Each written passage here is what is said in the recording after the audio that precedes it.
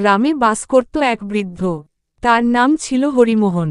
জীবনে তেমন কিছুই ছিল না তার, শুধু একটি পুরনো খড়ের কুঁড়েঘর আর একটি গরু। এই গরুটিই ছিল তার একমাত্র সম্বল ও সঙ্গী। গরুটিকে সে খুব ভালোবাসত।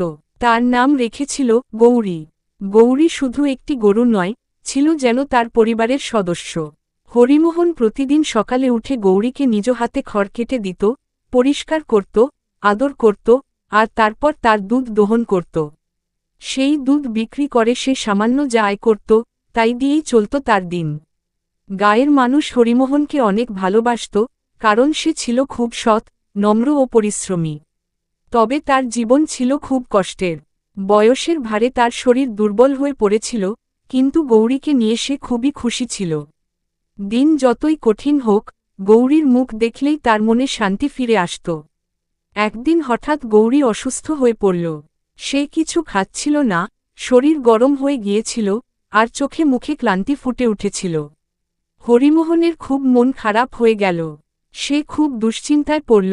সে জানত, গরুর চিকিৎসা করতে হলে পশু চিকিৎসক আনতে হবে, ওষুধ কিনতে হবে, কিন্তু তার হাতে তো কোনো টাকা নেই। তবুও হরিমোহন হাল ছাড়ল না। সে গায়ের এক বড়লোকের বাড়িতে গিয়ে একদিনের কাজ করে কিছু টাকা জোগাড় করল। সেই টাকায় সে পশু চিকিৎসক ডাকল, ওষুধ কিনল, আর গৌরীর জন্য ভালো খাবার জোগাড় করল। সারাদিন সে গৌরীর পাশে বসে থাকত, জল খাওয়াত, মাথায় হাত বুলিয়ে দিত, আর আল্লাহর কাছে প্রার্থনা করত, গৌরীকে তুমি সুস্থ করে দাও, ও আমার একমাত্র সঙ্গী।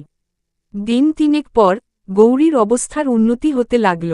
সে একটু একটু করে খেতে শুরু করল, আবার খেখে করে ডাকতে লাগল। হরিমোহনের মুখে হাসি ফিরে এল। সে খুব খুশি হয়ে উঠল, যেন তার সন্তান নতুন জীবন ফিরে পেয়েছে। গ্রামের মানুষ এই ঘটনা দেখে অবাক হয়ে গেল। তারা বলল, একজন বৃদ্ধের নিঃস্বার্থ ভালোবাসা আর যত্নই আজ একটি প্রাণকে মৃত্যুর মুখ থেকে ফিরিয়ে এনেছে।